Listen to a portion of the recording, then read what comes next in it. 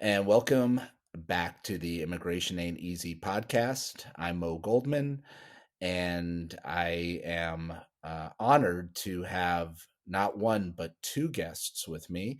I am going to call this my family therapy session episode of Immigration Ain't Easy.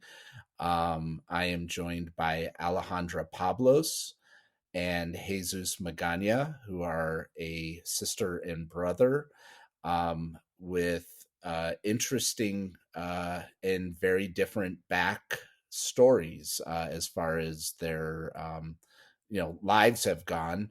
Um, but they are siblings, and Alejandra was born in Mexico. Jesus was born in the United States.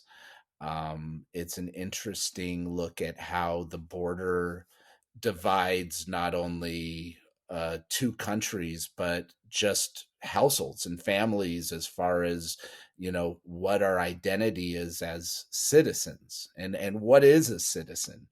you know it raises a lot of questions about that, because we see a lot of times in immigration, people who come from these families, you call it mixed families a lot of times, where one sibling was born in Mexico, one sibling's born in the United States, and then they, are both raised in the United States. And the one who's born in Mexico at some point has an awakening where it's like, holy shit, I'm not a US citizen. Um, and just to mention, Alejandra, she became kind of a bit of a celebrity at one point. And maybe you don't want to call yourself a celebrity, but she's a significant activist and advocate for immigrant rights, human rights, reproductive rights. And I'll never forget the day when I went on, I think it was like Instagram, and I saw somebody with a shirt with your photo or your image drawn on it, and it said hashtag keep Ali free. And I was like, holy shit, look at that. Put her up there with Malcolm X. Yeah. No, I'm just and and then she's just been a really good voice in her own way, for speaking out against abuses, for standing up for immigrants, and also to demonstrate that there's no perfect immigrant. We everybody has imperfections, and unfortunately that has been lost in the dialogue about immigrants. That everyone's looking for the so-called perfect dreamer or perfect immigrant, and that's it's rare. You're not going to find that very often. Jesus, speaking about perfect, is the embodiment of perfection. I'm just kidding. But you know, your background is different. I mean, you went into the Air Force, you went to the University of Southern California. You are now a clinical social worker and therapist, and you deal with a lot of trauma and trauma therapy, and you do evaluations for immigrants. So, anyways, enough about your backgrounds, which you can talk a little bit more. Let me just start off by asking you, Ali. Or do you go by Ali? Ali, what's the best way to pronounce your name? You can say Alejandra or Ale. All right, Ali. Mhm. Um, so when you were born, what year was that? I was born in 1985, July. I'm a July baby. Okay, and where were you born, in Tijuana or where? I was born at the border. I was born in Nogales, Arizona, Nogales, Sonora.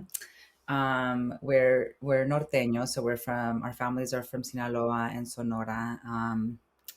And we did have some family in Nogales, but also was born there because my mom had a visa, and she she had complications coming back, and back one of the times she used to go back and forth because she was like big with me. So they were like, no, you can't come, you're trying to have this baby in the US, is what we kind of talk about now. And she was forced to stay there with my dad until she had me. And so, how long after you were born did you get crossed into the United States? I was just months old. I think we landed on like 6 months. I think a lot of the timeline kind of gets vague for my mom, and but I've been here since I was a baby. Um, and Not even a year old. yeah, Wow. crossing the border was just not the same back in the day, and we already had so much family also in Southern California, all the parts of Arizona. So, yeah, immediately we reunited with family. And so, for how long did you uh, grow up not really knowing, or did you know that you were born in Mexico? Yeah. And I also want to note that I think a lot of these conversations are going to be really new for me and my brother to have Sure. together.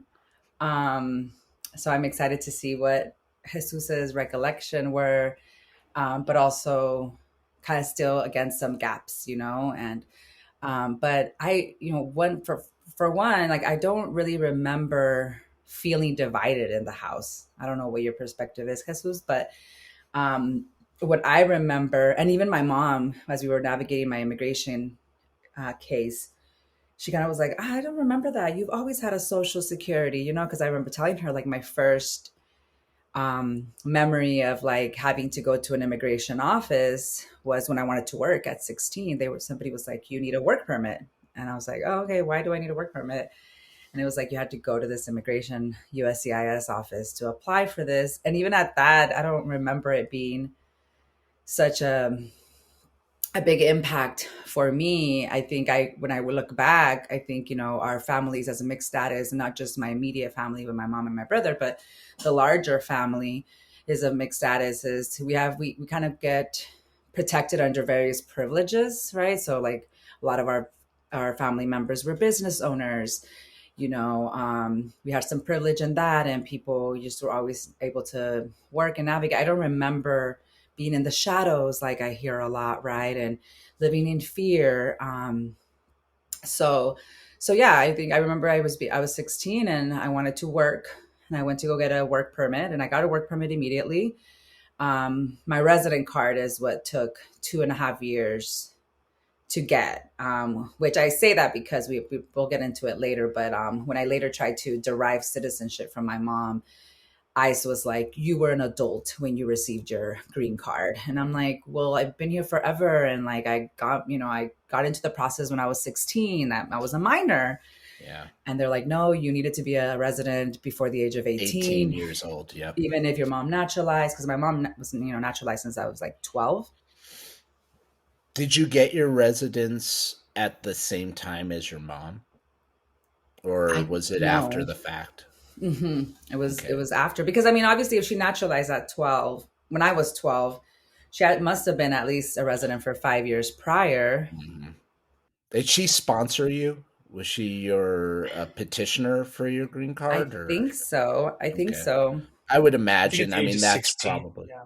yeah. And then, so what the law says, just throwing my legal hat on, is under the Child Citizenship Act, you have to have been under 18 and living in the legal custody of your U.S. citizen parent for you to be able to have acquired citizenship through that. And that's probably where that challenge arose. And Which all Hazy, of this I found out inside of detention, right? It's not like if people know this, or people Yeah. explain it to my mother, or like we have civic classes that explain this, or Yeah. It's I'm not a, literally in the legal office, like in the legal library in detention with old ass, books, but trying, like, learning about how I'm stuck in here. Like, what is going on? yeah. And we'll talk a little bit about what led to that and that situation. But just to ask you, Jesus, so what year were you born? 89. So I'm Okay. So you're the 3.5, four younger. years. Yeah. Yeah. And how many other siblings were in your household? We grew up by ourselves, but we often had family members either staying with us, or there was a time when two, like my mom and my aunt with their kids, so our cousins would be living in the same household. Um, at any given time, we had multiple people living in our house. And growing up, were you in Arizona or in California, or did you go back and forth?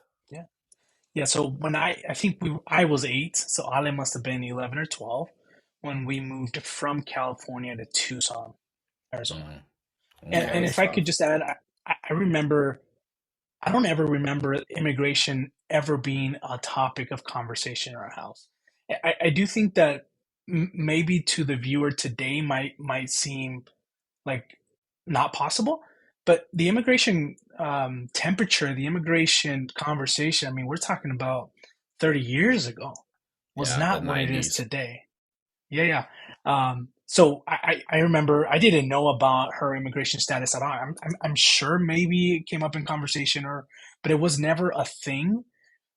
Now I got nephews who are DACA recipients or some sort of undocumented status or legal status, and it is everything everyone ever thinks about. Back then, it just was not a thing. And so once you got into the United States, Alejandra, did you ever go back to Mexico? Have you ever been back there since you were a toddler or a few months old? Yeah, I You mean, did. I When definitely you traveled had also your as a green card? resident. Hmm. Yeah, okay. So yeah, we When was definitely the last time went back you and forth. went to Mexico? I don't remember exactly, but I Yeah. know that it was such a big deal when you're trying to, but I'm not sure. And I remember, like, it's such a big thing you have to, like, document every time you come in and out. And it was the last time. And it was just like a lot, a lot, because it's so normal here too. I mean, my mom goes to the dentist to Nogales all the time. I can imagine if they asked her to do that, like, how is she going to track every single time? Yeah. Um, but yeah, I definitely remember going back and forth, even as little kids. We've always taken family trips to Mexico, not only like after, I remember going to get my work permit, but like we've just been going back and forth because our families still live there. Every summer we were sent there, with our grandmas. Like, we every year we would go in, like, packs of cars, all of us, because we have my mom is has 6 siblings, and they all have kids, and like we would just all go together in the summers. And so yeah, I it was a very normal part of my life until I got into deportation proceedings. And when you were, I think, just to tell the listener, I think part of the genesis of this conversation was that Jesus and I were having a couple of drinks, and I asked him, I was like, look, you and your sister seem to be very different in your history, backstory. Personalities are a little bit different. I mean, in the sense that Jesus seems to be not as wild. She's a uh, badass. yeah, she's more of a badass. And I asked him, I was like, did you guys, because I think a lot of times you think, siblings that are more similar in nature tend to have more of a bit of a rift that happens in Mm, their mm. upbringing. Um, so I figured maybe you guys had like a really tight, relationship growing up. And he was like, man, was pretty wild growing up with you, Alejandra. Um, describe was it was Jesus, was Alejandra always a badass as far as like being like who she has become as far as outspoken person who is gonna show up at protests and be there to help people? Yeah, I think what you're describing is just a natural born leader, and the answer is absolutely yes. I remember going back to um, two or three aunts in our household with my mom, all single mothers, and we were all in the same household with six or seven or eight, cousins just running around. I remember one of the fondest memories I had growing up. We had a student council at home. My sister, of course, was a president. My other cousin was a treasurer, and then we had the secretaries. And what we did, and she would organize us. Literally, she was probably, I mean, we were in Tucson already, so I had to be eight. She had to be 12.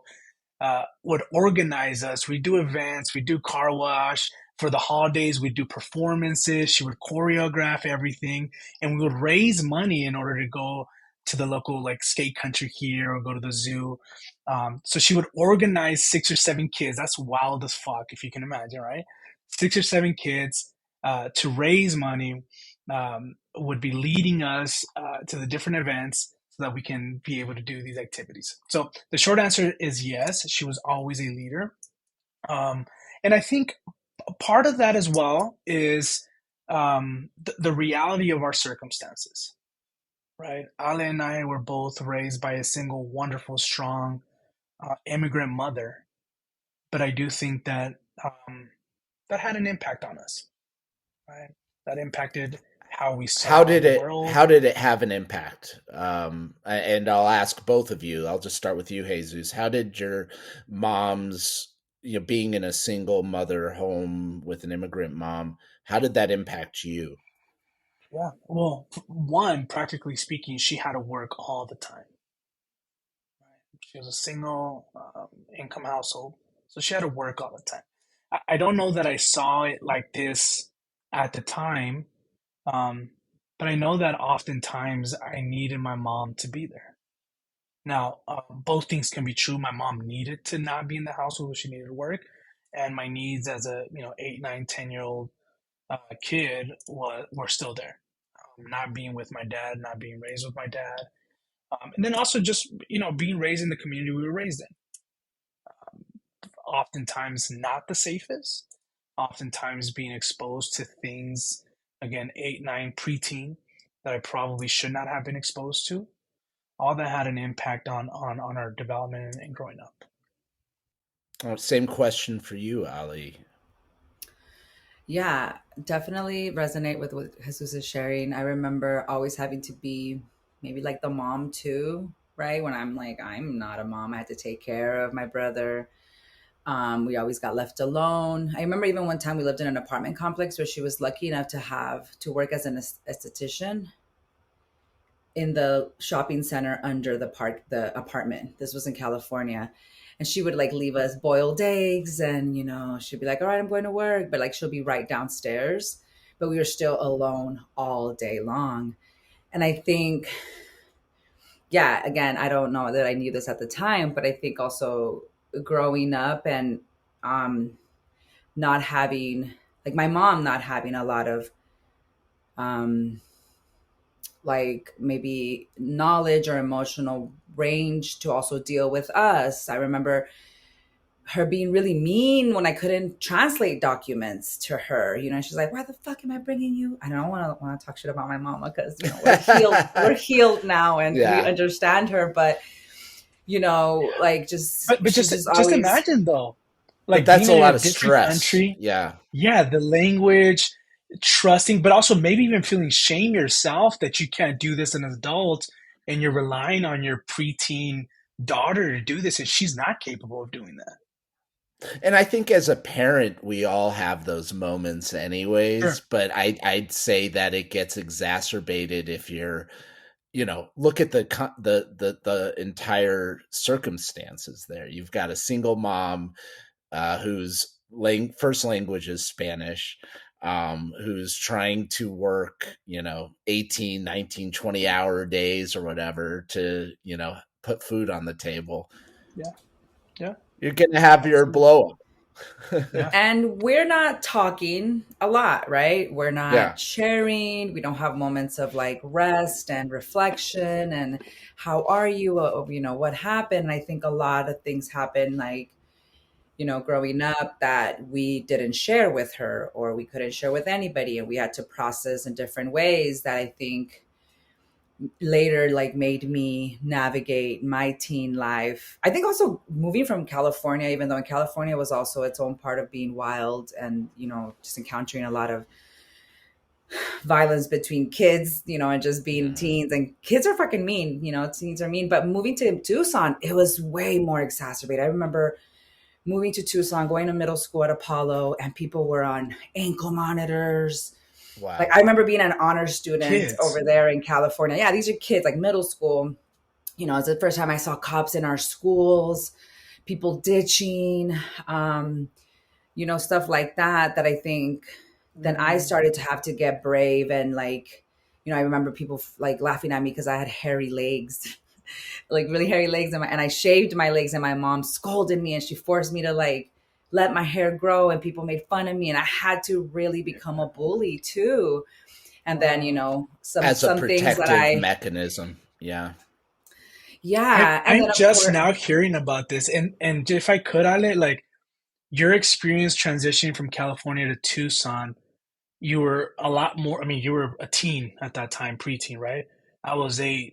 I didn't even. You were a presidential award recipient in middle school in California, and then to say, "Oh shit!" Like this feels like I'm thrown into the wild here. absolutely. And I had to really like I would get bullied and all this. So I had to really like become tough and become this angry person that wasn't gonna get punked. And then, later too in my teen lives, being um experiencing like assault and within family dynamics, and just also assault in like just the regular world with boys and stuff. Like I think all that kind of shaped me into who I was becoming or being right as a teen. So I remember like, yeah, being really mean and angry sometimes, and probably in my end, yes, to my brother, my little brother, but also just in general, right? Like I had to kind of really defend myself and really be somebody I didn't want to be just to survive. Apollo Middle School was wild. These are like really, when I look back, under resourced, right? Very criminalized and policed schools where we didn't have a lot of, like, I don't remember being like, oh yeah, like, what am I going to do? And what are my dreams? Like, I don't know if it's also like, trauma fragments us, right? Where like you block out certain things. But like, I don't remember really having those conversations with my mom or being like, yeah, what am I going to do, and stuff like that. So you just always kind of knew you were going to be like a worker. You're going to figure it out, like, whatever. And I think those things, as I look back and reflect, kind of like, oh, those things shaped me, right? And those things led me to like, maybe look for community or like belonging somewhere else, right? And make these like silly So mistakes. you're in high school, you end up, you go to Apollo Middle School, and then you went to high school in Tucson as well. Yes, I went to a lot of them because, again, not feeling really received and loved anywhere. Yeah. I went to Sunnyside. I went to Desert View. Jeez. I went to, back then it was called Liberty Alternative. I got kicked out of Pep Tech charter school, like, just a lot of that. And finally graduated from an alternative, which back then they used to give us our diplomas from a high school. So I got my diploma from Desert View. But even at Desert View High School, that whole year, I remember just ditching a lot. I remember my mom having to leave work and coming and like look for me. And I'm like pulling up in a car with my friends at the end of the day. Just, again, Yeah. just really like trying to find ourselves and trying to, belong with each other when maybe at home, like we didn't have that parent or that. Now, if Yeah. I could Yeah. as well, Go ahead. My mom was very young when she had both Ale and Mm-hmm. myself. Oh yes, I think my mom is we never ask her age. She's never honest with her age. we're over The it. We're last over it. I think right, we're over it. I gave up 10 years ago. I think my mom had two kids by the age of 20. So she was, I Gotcha. mean, as you're describing Yeah. that, Ale, the image that came to mind is like just three individuals trying to survive. We're all just trying to And survive, right? so for you, Jesus, describe. I mean, I can see that. It's this is kind of emotional listening to your sister talk about what she had to go through. What was your experience like? Yeah, Being a yeah, male coming in. You're younger. Was it an easier transition for you? yeah. I think if I could, the reason why it feels emotional is because um, I work with clients every single day that share the exact same story, right? Where, um, yeah, these circumstances, these environmental circumstances, these things at home, how much impact they have on us. Uh, Oftentimes in my line of work, we talk about the difference between big T and small T trauma. Big T is the things we know: combat veterans, mass shootings, sexual assault. But these small T's of not having a parent at home, living in poverty, being raised in a school where you're being bullied, those have such a huge impact on the trajectory of a human being. When it comes to my experience, I don't know that it was necessarily easier. I was definitely, like I first discovered weed when I was like 12 or 13 years old. Um, I think there was this culture, and in subtle ways, I think was um, told to me that I'm now the man of the house and I gotta like step up and be there, right? Somehow. And I don't know what that, I mean, I was 12, 13, 10. What does that be there look like as a little kid? So I think all that pressure, the pain of not being raised with my dad, the pain of um, living in poverty and having to like share shoes with my cousin or having to, hand me down and going to school and having to act tough. Because the perspective and the message was if you don't, you will get eaten, right? If you're not tough, someone will be tough. So yeah, I mean, grew up fighting, grew up um, ditching, grew up. What I now think alcohol dependency, drinking every day, um, barely graduating high school. Um, Ali mentioned something that is so true, and I can't imagine this now, but never of like, hey, like let's think about what does after high school look like for you? What are your dreams? What are your goals? It was I'll probably end up getting a job somewhere down the street, working for minimum wage, and if I'm lucky enough to have a partner who also has a job, we can scrape by with low income household. Right? So I think we had similar um, experiences. I think that maybe Ale experienced it first Mhm. because she was a little older. How did you wind up? Did you go to the Air Force out of high school? Yeah, so I had like a year gap, and I was at home, not doing anything, working odd jobs. And this is the one time my mom, just shared like, either you're gonna get a job or you're gonna go to school, but you're not gonna not do anything at home. That's not an option. Um, wasn't really excited about anything. I completely dropped out of. I actually think they kicked me out of Pima Community College. I don't even know how that happens. Didn't attend. Was just You're the only right. person I've ever heard of kicked out. I mean, Pima will take anybody. I was again. I was partying. I was introducing. Wow, you Doing were a real drugs. fuck up. Yeah. Holy So shit. I didn't have any ambition to do anything.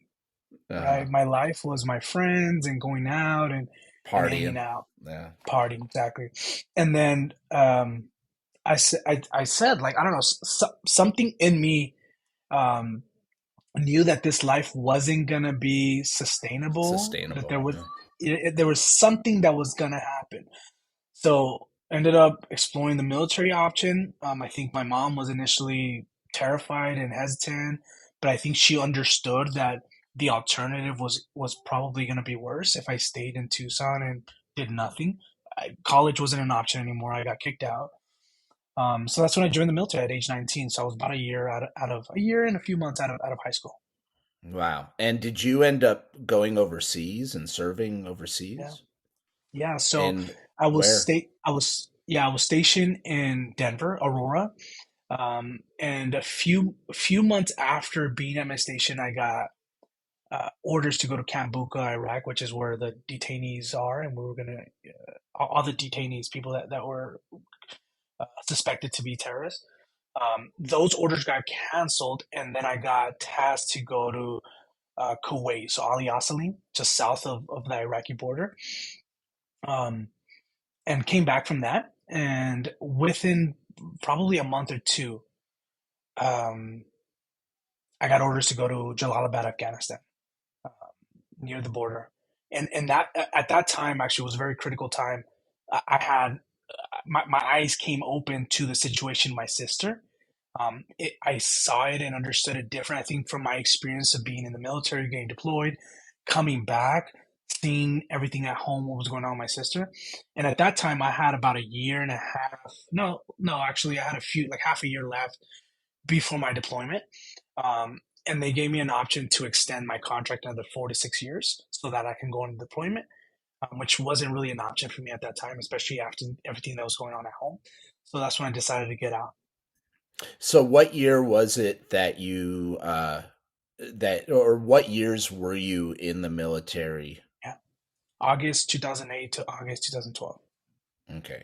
And then so let's segue that into your situation, Alejandra, as far as the deportation case goes. So you had some criminal issues, and it ultimately got you in deportation proceedings. Um, you the first time that you wound up in this deportation case, were you in Eloy at any point or in the detention center? Yeah. So,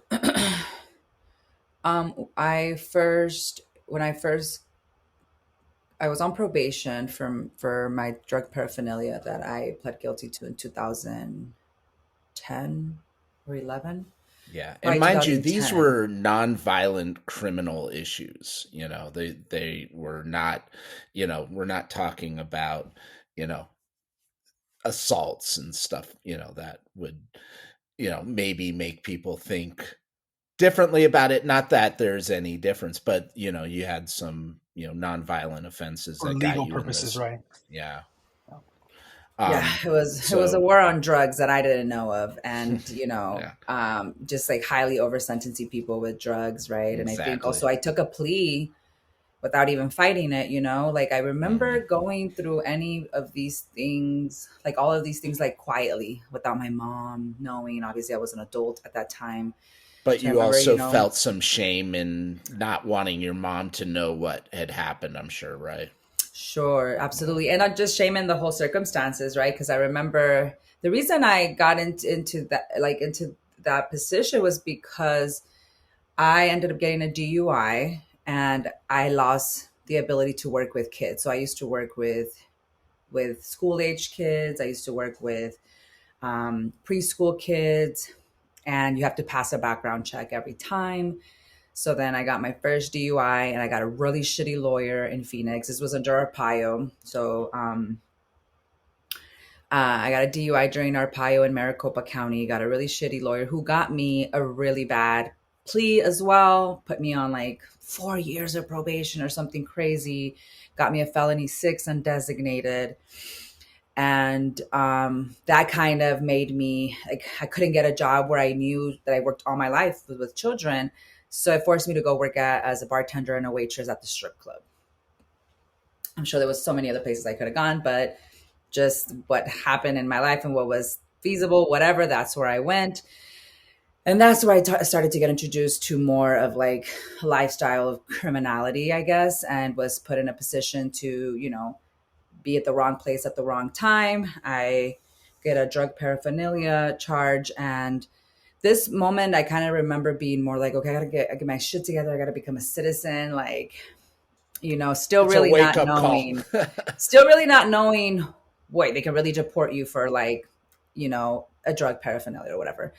So I remember having this drug paraphernalia, getting a lawyer. It was a lawyer that was recommended through people who've used this lawyer at the strip club. So I wasn't like the greatest lawyer either. It's always And they good did. to rely on the strip club lawyers, right? Like Tony Soprano's lawyer. Oh my God. The And being. he definitely didn't know a lot about immigration law, which I didn't know how like that was the case or how important it was for him to know about immigration law. But I do remember, and I paid this lawyer, it wasn't like a public defender. And I remember being like, well, I know for sure that I can't have any felonies because I've already been looking into kind of getting a citizenship.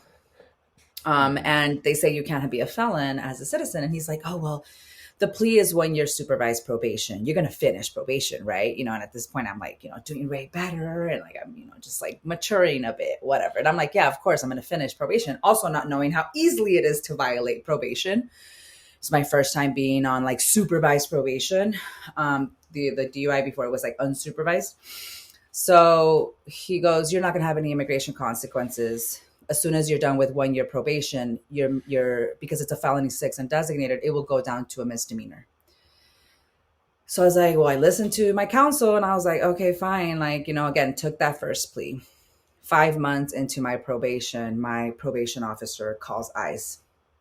And when I go on my 5th month of an appointment, like, meeting monthly with her, she kind of like, swindles me to come in earlier than usual. This time it was weird too. I remember her being like, can you come in at this time? And I was like, oh, well, we don't have our monthly check until like next week or something like that. And she's like, oh, just like I don't remember what she said, but she made me come in.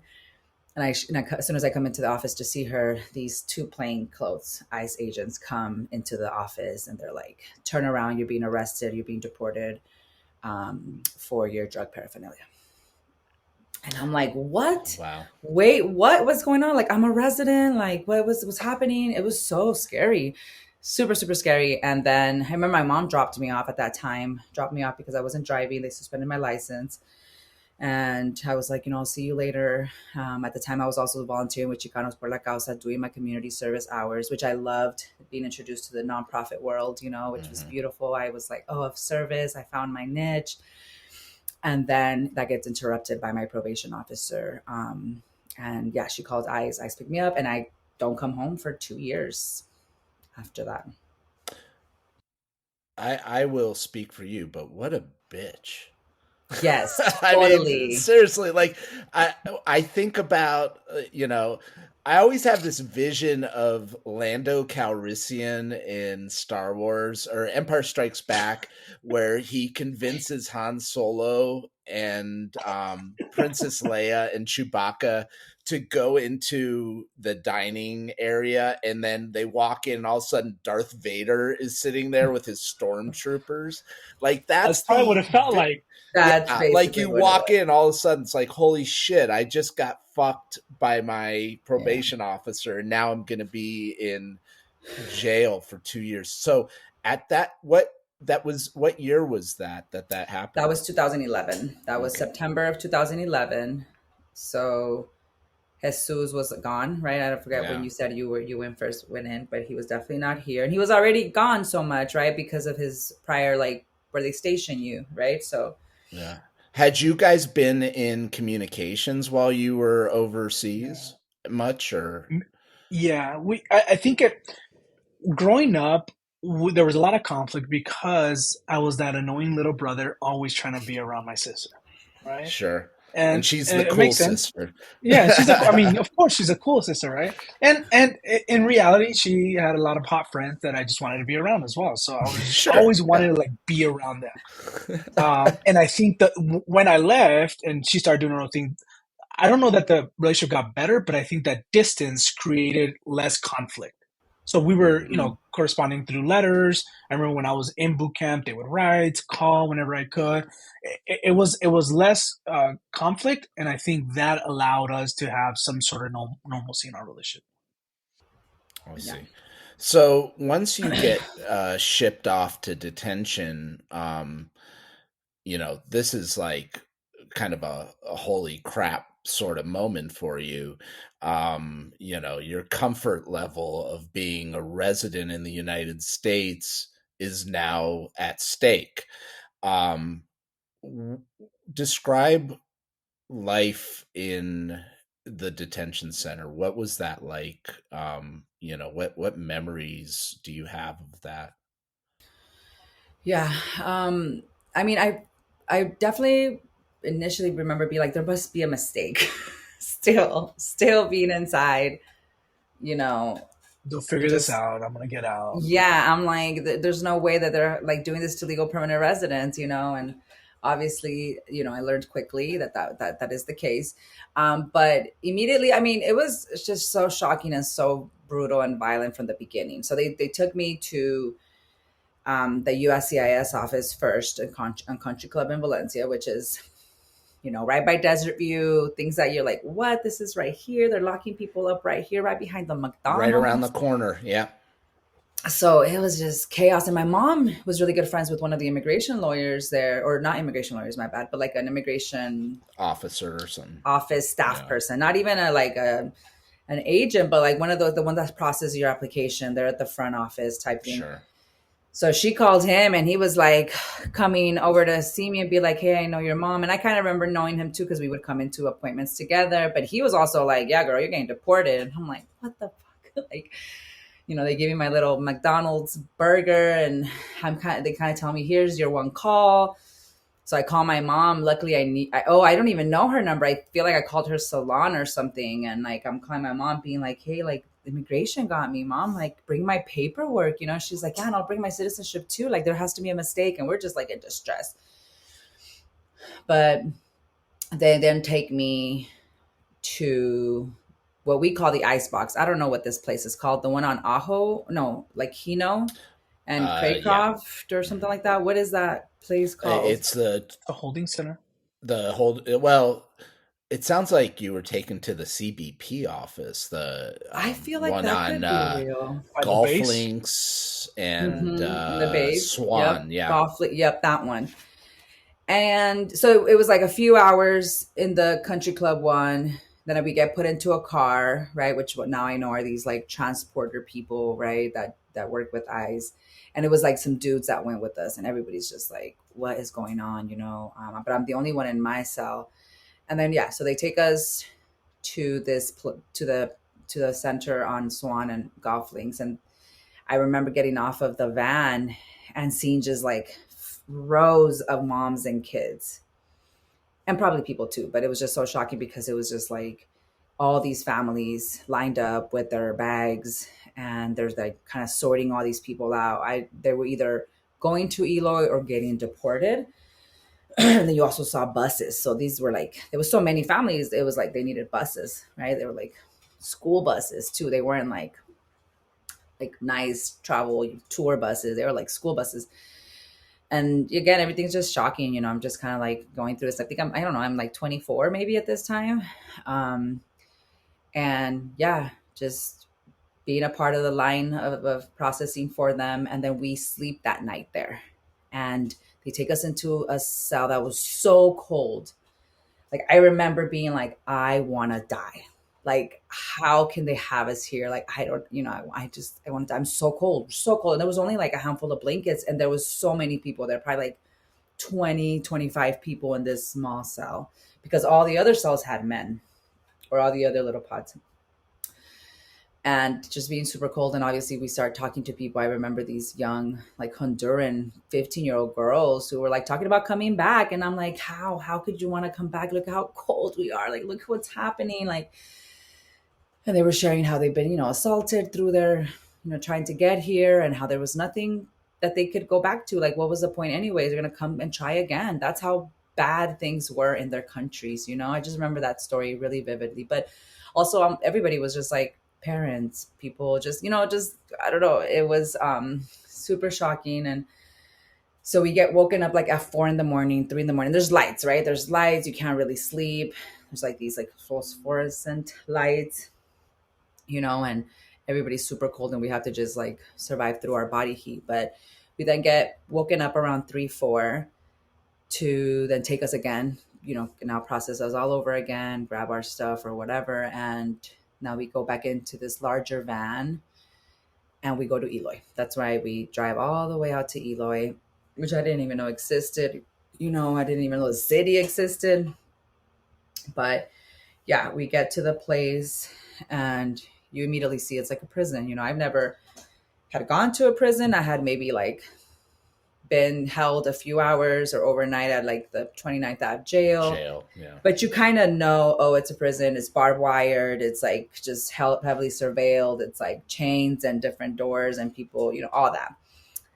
And then they start, when we arrive there, it's also other people arriving, right? Like, and they're intaking all of us. And the first thing they ask us is kind of like, pee in this cup. They wanted to know if we were like pregnant.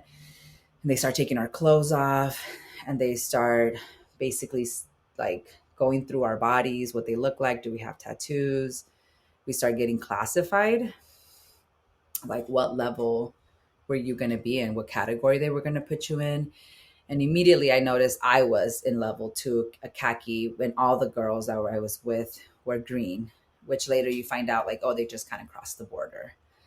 And then depending on the points and your record, you either get put into khaki or to blue, the level 3s. And the level 3s usually come from prison and they weren't able to interact with the greens. So immediately it's like a day full because we get there like at 6 in the morning, 7. It's like, and we don't get to the actual general population till like 5 p.m. And so it's a bunch of like getting our pictures taken, getting our also like a medical check-in, right? Like going through talking to a deportation officer about like our records and again that classification, all of that. They make us shower in really cold water with like, and then they give us stained clothes. So they gave me stained underwear, like just dirty underwear and like all of this. So, and during all this time, you're kind of either not talking to people or trying to like help people or translate, right? Because almost nobody speaks English. So it's just kind of like Twilight Zone the whole day. They give you, your little lunch bag with a sandwich or whatever. And then finally they assign you like where you're going to go, what building. And of course you have your military buildings, right? You have your Alpha, your Bravo, your Charlie. And so then I go to mine. I think I went kind of like right before we were able to go to dinner. So I was actually able to have some food. But immediately too, like people are just really nice too. Kind of like they know when the new person arrives. Cause sometimes you arrive by yourself into a building or maybe there's 2, 3 of you, but like, it's like a scene, like oh, these people just arrived and everybody's watching cause you're doing nothing. It's these big 2-cell rooms, 25 cells in each building. And then there's like, the middle surveillance where all the ICE agents are or the core civic officers because they're not even ICE. And then there's like the 5 buildings around. So like Alpha, Bravo, they all have their 100s, 200, 300 pods, 400 pods, 500 pods, So like you get assigned into one. So you have we all come in and all the people are standing by their pods and they unlock the door, right? Because it's controlled. And then we go in and then there's another officer in there who receives you and tells you what room you're going to go to. By this time you're carrying a pillowcase full of your sheets, your towel, which is like super thin towel, super everything's just shitty. And then you also have a bunk bed where like the bed is super thin, but whatever, you're making do. And I quickly go make my bed and stuff and come out to try and get oriented. You have to make a call or whatever. And people kind of offer you some coffee too. All you see in the whole cell, it's really a big kind of area, but you just have like a couple TVs, a microwave or 2, and some like picnic tables, and there's a lot of open space. So yeah, you could just come where all the people are at. Either people are making things on the microwave or they're watching TV. And you can't really watch TV because you have to have money to buy the headphones that connect to the actual TV. So people just watch it, especially when you're new, or you get lucky that somebody hands you some, they let you borrow some, stuff like that. And then you start kind of getting information from people of like, okay, like tomorrow they'll come and get you for your orientation. Like, oh, these are our days that we go to the library, or these are our rec times, or stuff like that. But you're kind of just slowly like getting oriented. But I don't remember exactly how I got my first call with my mom. But you have like people let you borrow their time and stuff like that to talk, So finally I got to talk to my mom, and obviously she was trying to get me a lawyer immediately, and. And you were in the detention center for 2 years? Yes, 2 years, literally like 2 years and 4 months. Was it, were you 2 years and 4 days. were you ineligible for a bond, or was there ever a bond level that had to post, or? No, I never got bond because I was mandatory detention because of the drug related charges. So once you have drug related charges, you were like mandatory.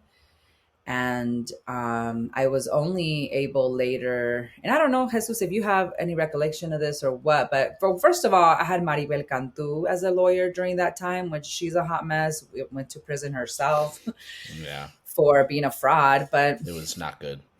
yeah, I want to say, so there was a Rodriguez bond back in the day. I don't know why I was never able to get it. I don't know if it was later we found out or what. But I think it also was because of community pressure and my name starting to be like, people were like activated for me. And I think maybe that's what allowed them to give me a bond hearing. I'm not sure. I actually do think, I don't know the actual legality behind it, but I do think that it was coincidental that it wasn't coincidental that when you started making more noise, when you started organize, when you started to have your name out there, they offered a bond hearing immediately, and they released her within, I don't know, a couple weeks. I think we had a vigil outside of Eloy, a couple of days before, and sent media, took media, and shortly after she received a bond hearing, which she hadn't received for 2 years. And I think the moral of the story there is that a lot of times media attention and putting media spotlight on somebody, for better or worse, even if the person doesn't want that attention, it's one of the greatest allies you can have in your fight against this government. Because it might be different under the Trump administration than it was under the Obama administration, but it still is helpful because you have to name them and shame them. Yeah. Yeah. Ale, can you share that experience? Because I before that, like, I don't, neither of us ever had experience in organizing, like any kind of civic engagement like this. Can you share, Ale, from your experience? Because I know my experience on the outside when that happened. Yeah, for sure. And also just naming that me and Jesus have never actually reflected on any of this too. I think coming out, it was like straight to work, straight to work, straight to organize still. And there hasn't been a lot of like processing and reflection together. And But this was over a decade ago. Wow. yeah. So I mean, I was lucky enough to also have the Dream Nine come in to Eloy and organize. I think that's what really set everything off.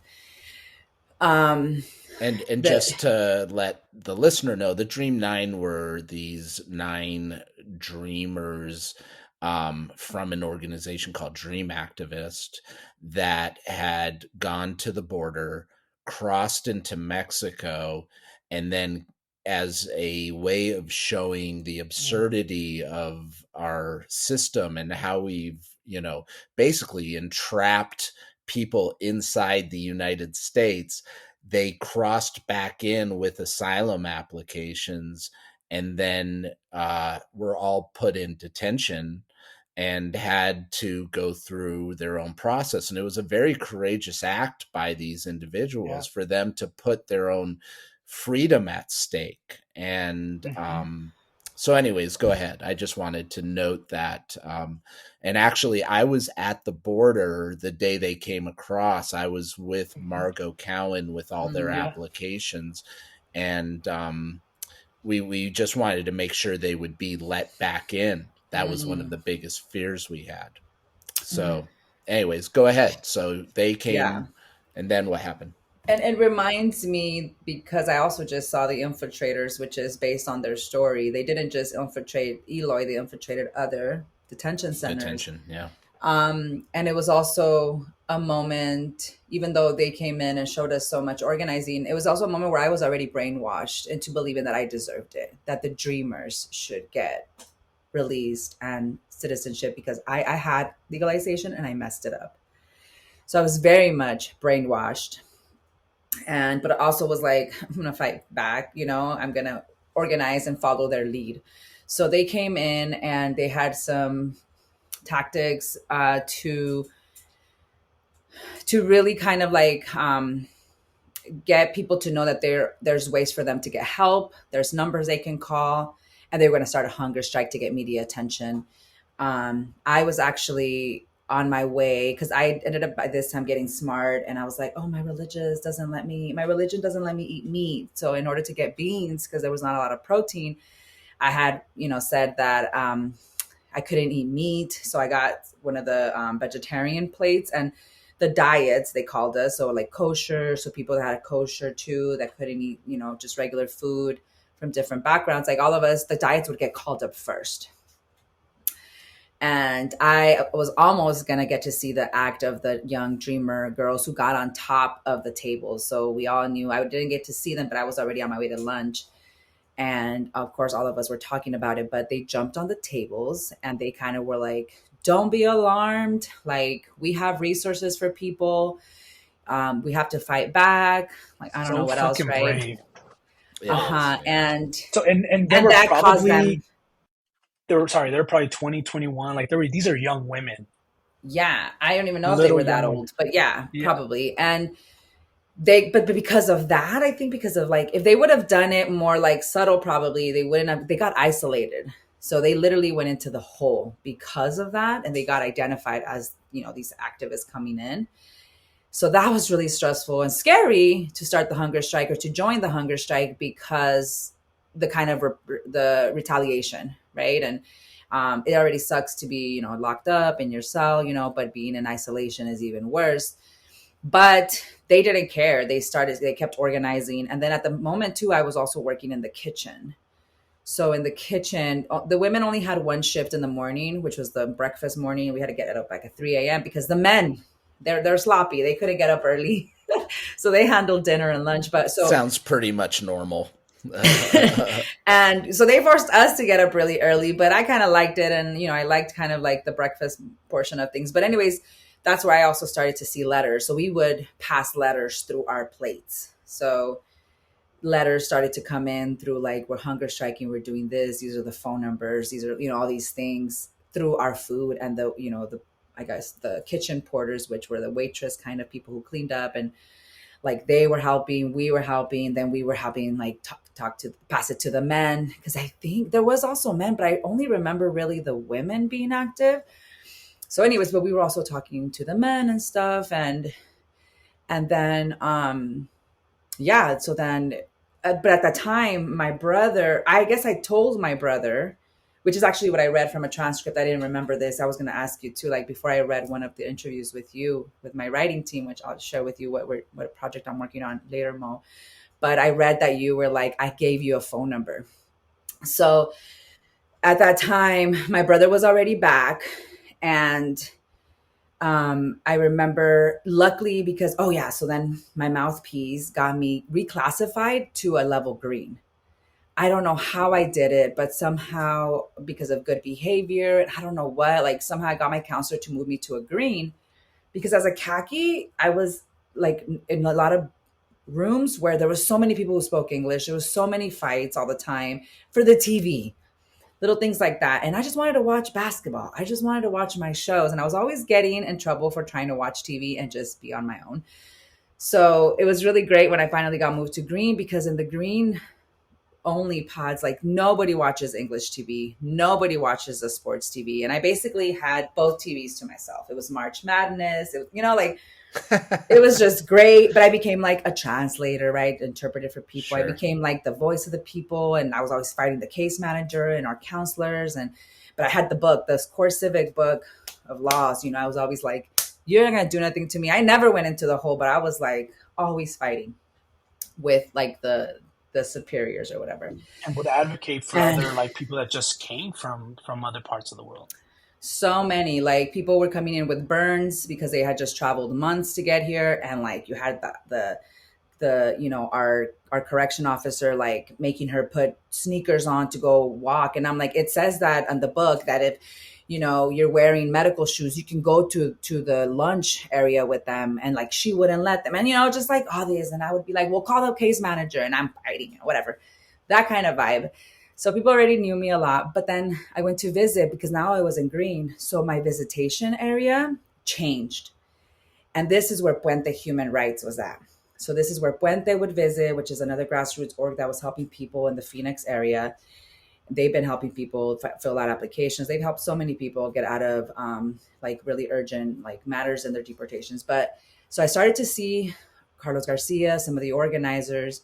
And at the same time, in one of my waiting rooms, as I was waiting for my visit, I see the Dreamer Girl.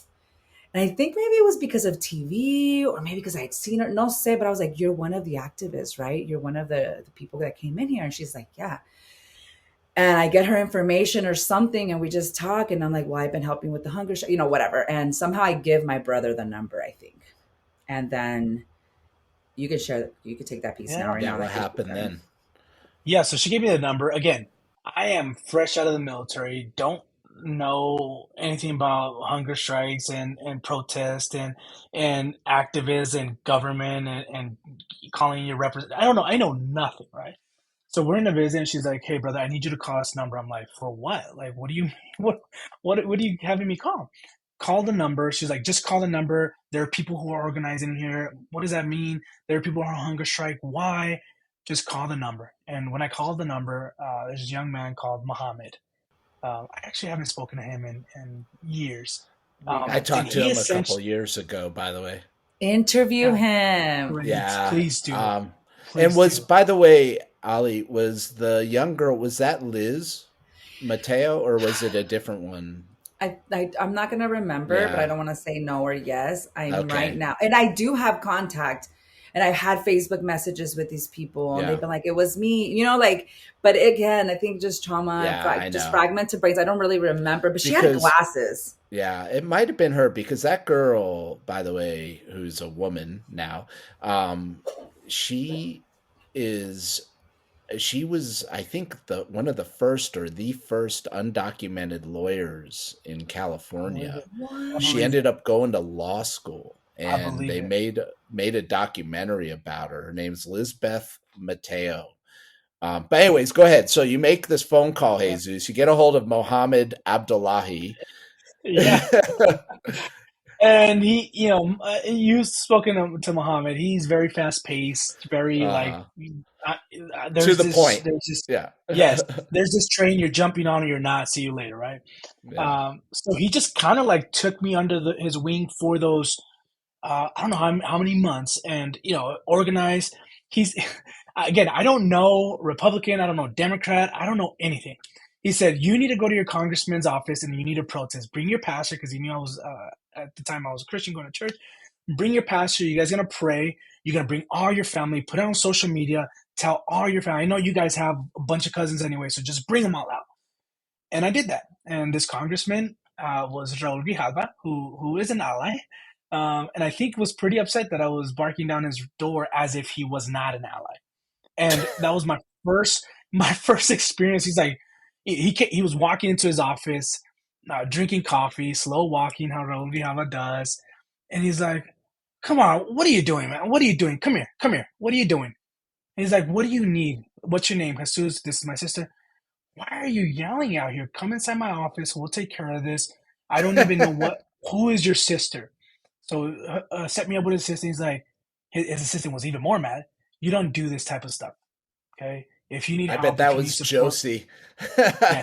Which Josie just helped me get my resident card. I was going to say, don't fuck with Josie either, man. She said, you don't do this shit. Like, we're on your side. I don't think you know this. We want to help.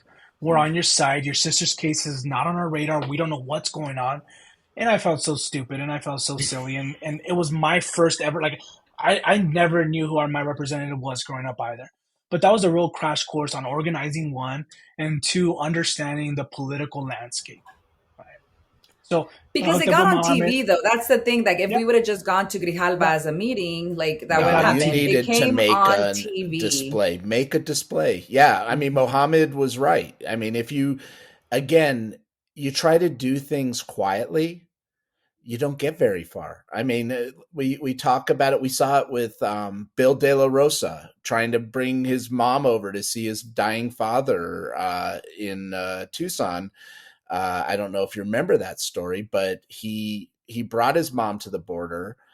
She was subject to the 10-year ban. She couldn't get back across. They asked for a permit to allow her to be here for a short time to see her husband as he was about to die. And Border Patrol basically just brushed it off and didn't let them in. And the only way they were able to make it happen was they got Grijalva's office involved.